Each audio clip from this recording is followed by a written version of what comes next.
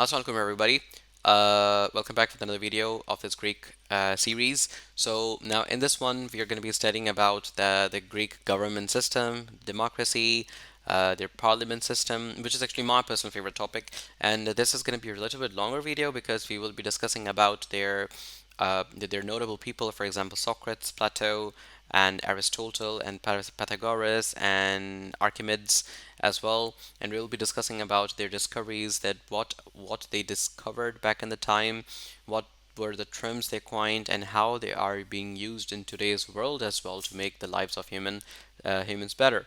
So now, let's start with the reading, and I will be explaining a sentence by sentence. If, let's say, you're still not clear about it, you can definitely ask me in the comment and text me or ask me at the school as well. So, yes, democracy as a form of government.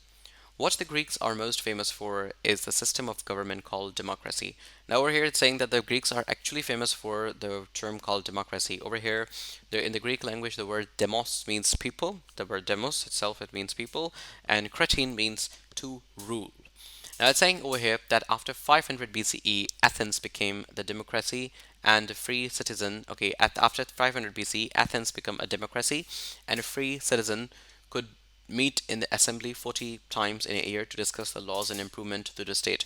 So guys, if you remember that I gave you an assignment at the class to actually discuss about the Senate of Pakistan, and and due to which you were able to actually study about the Senate system of Pakistan, that the Senate and the Parliament of Pakistan, that what happens in these offices, who is responsible to take care of these offices of Pakistan, and who sits in these offices, what are they called, what do they actually do, what is their role. So when I gave you the assignment to explain or write one page essay about the Senate of Pakistan and its functions, most of you did that, and whoever did that, of course, the things are very clear to them.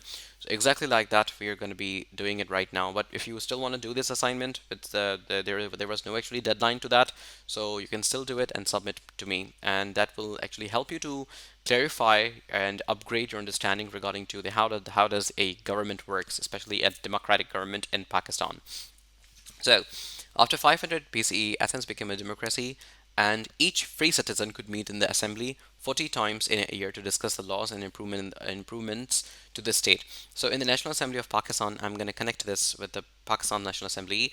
We have our sitting MNAs, means member of national assemblies, who are actually democratically elected members of the House, elected by who? By public, by us of different areas, and they actually sit together over there in the Parliament of Pakistan, and they discuss about the laws, the improvement of the people to make the lives better regarding to education, science and technology, healthcare, medicine, and whatnot. Whatever the new rules, new policies to be bring, some welfare projects that they need to let's say start.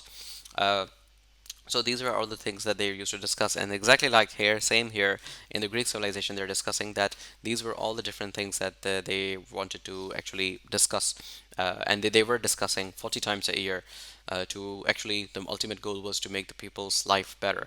So the second part of this paragraph says that the assembly elected judges and a council of 50 men to carry out the laws made by the citizens. So actually, the laws, actually, this was a democracy where the people get to vote that what law should pass and what law should not pass. Okay, and the judges were also made there, made the part of this entire process. 50 councilmen were also there to actually, see, go through that. For example, what if someone makes a very ambiguous law that could benefit only one person in contrary or against the whole people.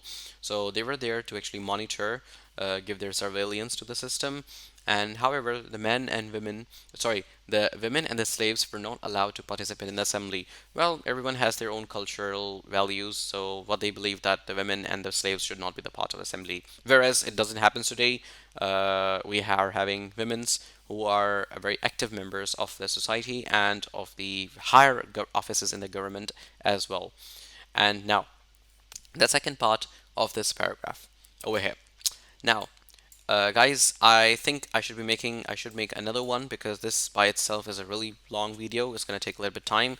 So yes, the second part of the same, the democracy as a form of government, I'll upload in the next video, and we'll be discussing about the famous scientists, the scholars, and their famous mathematicians in the next video. So you guys, if you liked the video, the same thing, thumbs up, subscribe to the channel, drop down in a comment if you were here, and see you in the next video. Thank you.